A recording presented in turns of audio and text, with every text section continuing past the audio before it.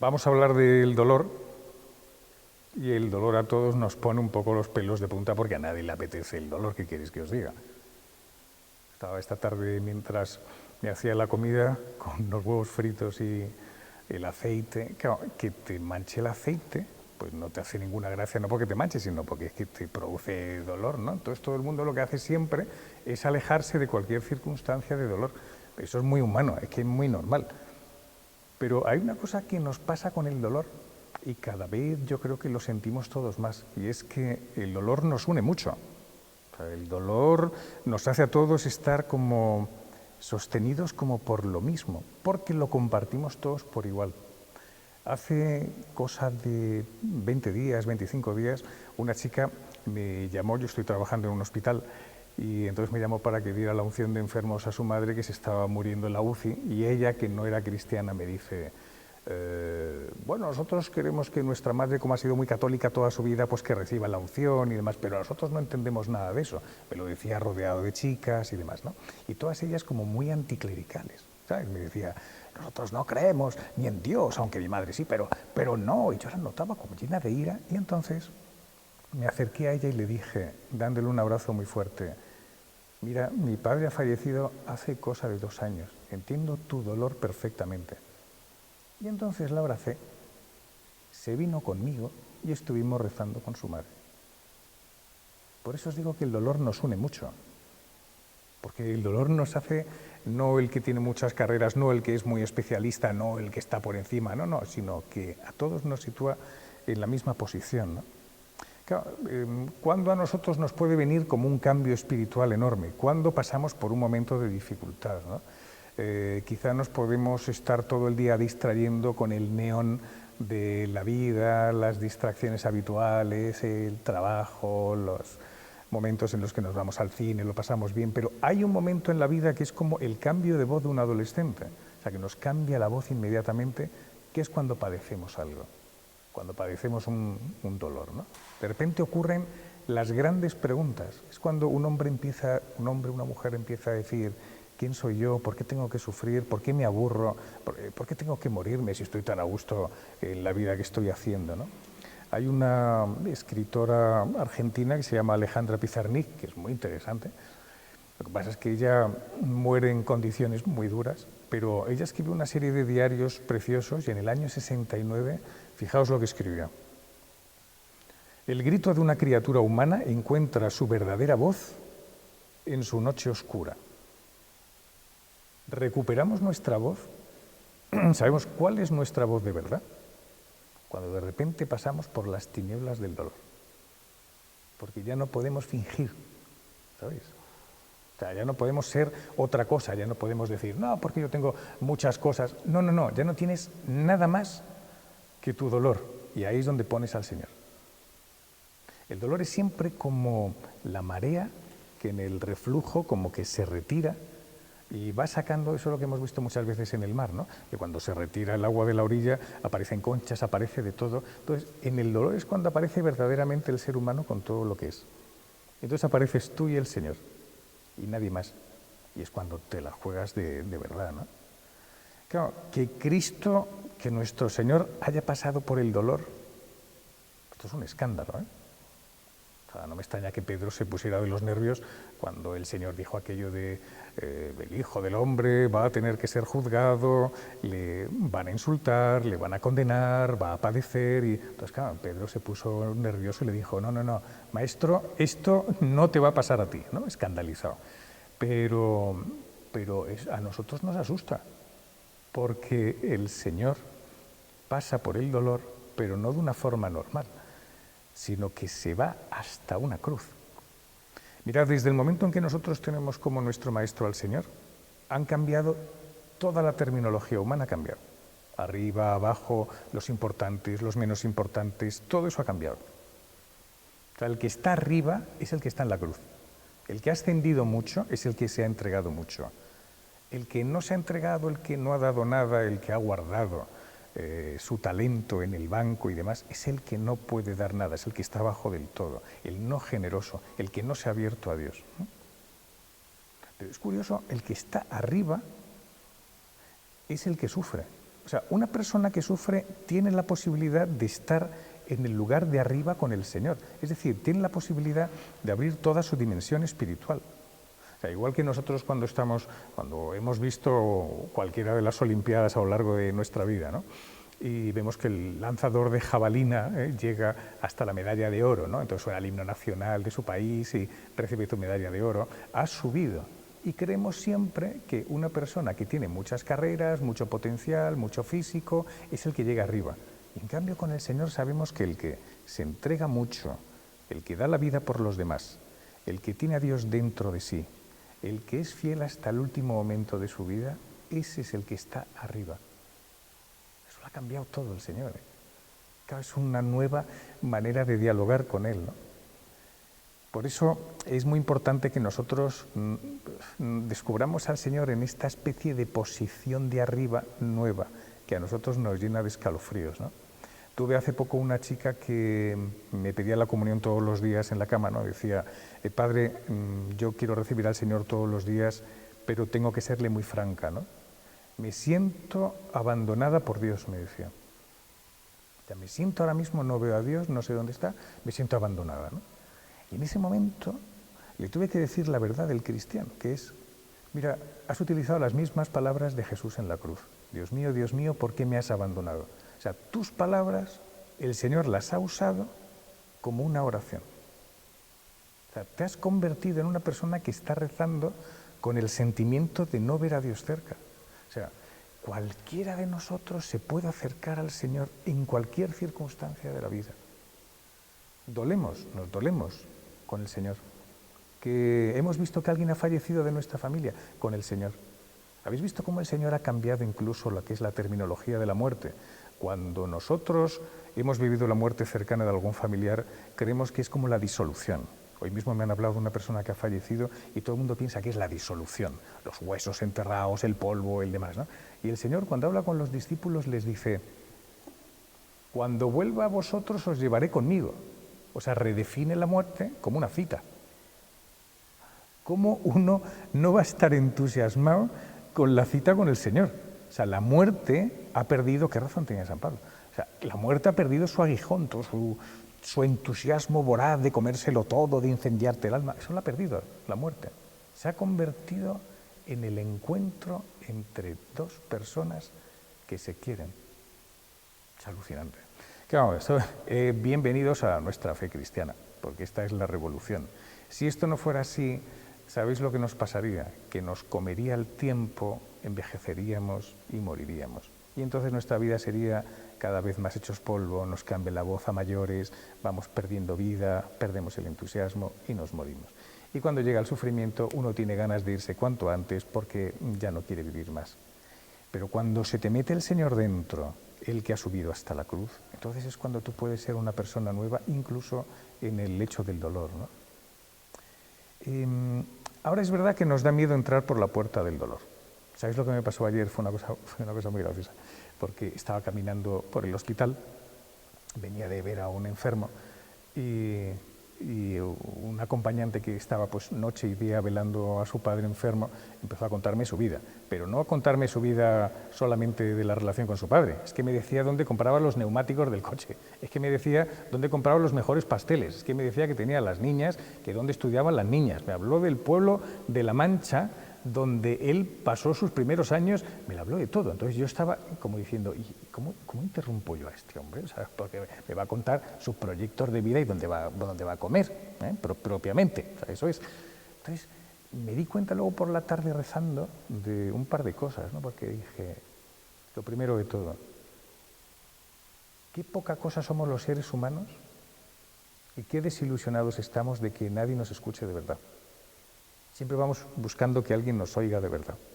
Y a veces en nuestros foros cotidianos no encontramos a nadie que nos oiga de verdad. Y eso es muy triste, ¿eh? Y luego lo segundo es que estamos muy solos por dentro en el fondo, ¿no? Eso es verdad, ¿eh? Estamos solos por dentro. Y en esta sociedad que nos ha tocado vivir, yo he notado en gente joven que sufre, sobre todo, que cada vez tienen menos lugares dentro donde poner su dolor. Es como que no se ubican. O sea, ¿qué hago yo con esto, no? Entonces ahora hay una especie de moda que ha surgido desde hace muy poquito tiempo de cada uno exponer su dolor delante de los demás. O sea, yo te voy a contar mi testimonio, yo te voy a contar mi experiencia. Como nos vemos solos por dentro porque no tenemos posibilidad de regresar a una vida interior, entonces tenemos ganas de manifestarlo a todo el mundo. Voy a contarte mi dolor. A mí de pequeño me maltrataron y entonces uno públicamente narra su propia experiencia. Claro, es un poco exhibicionista el que nosotros volquemos delante de mucha gente algo tan íntimo que el Señor nos espera dentro para sanarnos.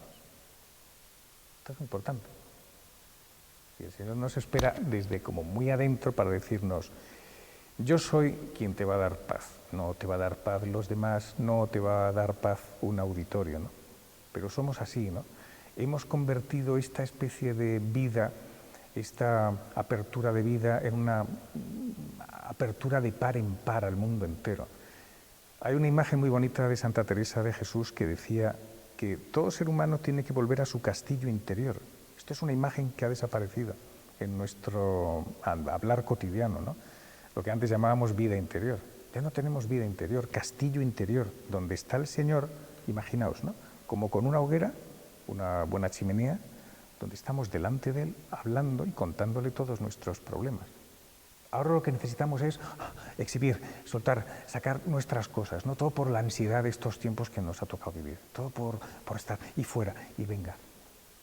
Claro, eso es muy doloroso, ¿no? Porque en el fondo una sociedad tan abierta se pierde, una sociedad sin vida interior se pierde y nos quedamos sin el Señor. ¿Qué debemos hacer para guardarnos? No es tanto guardarnos los dolores, es que hay que ser como la Virgen. Mirad, los ejemplos de la Virgen que tenemos en el Evangelio son maravillosos. ¿Por qué?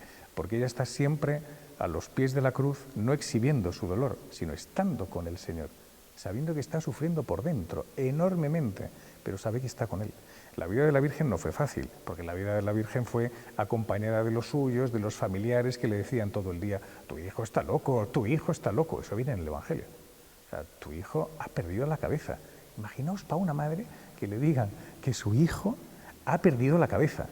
O sea, da la sensación de esta mujer, si no hubiera sido nuestra Madre Santísima, escogida por el Señor para ser la Madre de Dios, se habría vuelto loca. ¿Por qué? Porque nadie aguanta tanta tortura de cabeza, ¿no? Qué frase tan bonita es cuando se nos dice en el Evangelio: María meditaba todas las cosas en el corazón. Es decir, María no le daba vueltas a las cosas en la cabeza. Esto lo repito porque es muy chulo. Meditaba las cosas dentro, no le daba vueltas en la cabeza. A veces cuando uno le da vueltas en la cabeza es cuando enloquece y pierde los ojos. Y, ¿sabe? La mirada, se le pone con una mirada de espanto, ¿no? Enseguida. Entonces María lo que hacía era, como buena hija de Israel que era, hablar con Dios, con su Dios creador que estaba dentro de ella y la habitaba. Y eso lo hemos perdido. Y es una pena. A mí eso me disgusta porque es como que el desahogo profundo, no se lo ponemos al Señor. Y nos buscamos pequeños desahogos en los demás. Fijaos lo que dice San Pedro en una de sus cartas, ¿no? Que es preciosa. Dice: sed humildes unos con otros, porque Dios resiste a los soberbios, pero da su gracia a los humildes. Inclinaos bajo la poderosa mano de Dios. Inclinaos bajo la poderosa mano de Dios, para que a su tiempo Él os eleve. Descargad en Él todas vuestras preocupaciones. Lo dice con la confianza de dos personas que se entienden y una de ellas que te va a comprender, ¿no? Porque Él se interesa por vosotros, ¿no? Y San Pablo dice algo parecido, ¿no? Dios Padre de misericordia, Dios de todo consuelo. ¿Dónde vas a encontrar consuelo? Tú dime, ¿dónde vas a encontrar consuelo? ¿Vas a avisar a todas las vecinas y a los vecinos para contarles tus historias? Dios de todo consuelo. O sea, no va a haber un solo consuelo que no va a utilizar el Señor. La serenidad de un Dios que te conoce por dentro. Os voy a contar una historia de COVID que padeció una persona, un hombre que había fallecido su mujer de COVID y él estaba a punto de fallecer. Me llamó por teléfono porque en los momentos de COVID en Madrid fueron durísimos y nosotros los que estábamos de capellanes pues estábamos todos los días por lo menos atendiendo a más de 50 personas que pedían unción de enfermos, sacramentos, y veíamos cómo iban muriendo, etc. Fue dramático, pero espiritualmente muy sobrecogedor, ¿no? Entonces una persona llamó por teléfono al cura de guardia, me tocó a mí estar en ese momento de guardia, me puse toda la escafandra, toda la instalación que uno se tiene que poner para entrar en las salas COVID, y me encuentro con una persona que nada más llegar empieza a decirme: yo no solo no soy creyente, sino que odio a la Iglesia. Y yo, pues sí que empezamos bien, dije yo, ¿no? Diciendo, pues esta va a ser muy entretenida esta conversación. Y me dice, porque los curas pederastas, porque la historia de la Iglesia, porque las cruzadas, porque me lo soltó todo de repente. O sea, hizo durante media hora. Además, recuerdo que me había quedado como mal las gafas de protección y estaba sudando como un pingüino. O sea, yo estaba fatal. Entonces, durante media hora me estuvo soltando todas las críticas esas oficiales que hay en la Iglesia. ¿Entendéis? La de los cuadros de Rafael del Vaticano, que el Papa debe pasarse todas las noches tocando los cuadros de Rafael, como si no tuviera otra cosa que hacer, ¿eh? Todo esto, el poder de la Iglesia, las riquezas de la Iglesia. Entonces, todas esas cosas que te sabes ya de memoria, que te las ha dicho todo el mundo. Pensé en ese momento, este hombre necesita un desahogo. Este hombre está sufriendo y necesita soltarse. Yo no puedo interrumpirle. O sea, no tengo derecho a interrumpirle. Y es verdad, fue lo que hice. No le interrumpí. Estuvimos yo escuchando y él hablando, y cada vez iba más, a más, a más, hasta que de repente, en un momento me dice: padre, mi mujer acaba de fallecer, ha muerto de COVID, y ha sido ha sido mi compañera de toda la vida. Estoy enamorado de ella todavía. O sea, para mí ha sido esto tumbativo, me ha dejado desterrado del mundo, eso me decía, desterrado del mundo. Era una mujer muy creyente, mucho, pero nunca me hablaba de Dios. Fijaos, todo esto inmersos en el dolor profundo de una persona que 2 días más tarde se reencontraría con su mujer en el más allá, porque se iba a morir. He aprendido una cosa de ella, y es que como nunca me hablaba de Dios, ella siempre me decía: mira, Antonio, no me acuerdo cómo se llamaba, he dicho Antonio porque ha salido, ¿no? Pero Antonio, yo me voy a salir un rato. Y él sabía siempre que ella iba a misa, sabía, pero nunca le decía que iba a misa. Entonces él notaba que ella hacía las cosas de verdad, no por propaganda. Eso que se hace muchas veces de: Antonio, voy a misa, ¿te podría venir conmigo? No. Ella era de verdad, porque quería encontrarse con el Señor. Y entonces lo dejaba caer que ella se marchaba. Y eso a él le interrogaba. Dice: ¿qué le tira a mi mujer? ¿Con quién está esta mujer que es mi mujer para que le tire tanto y no quiera estar conmigo? Entonces, poco a poco, él se empieza a dar cuenta, y me lo dijo, yo me emocioné, ¿no?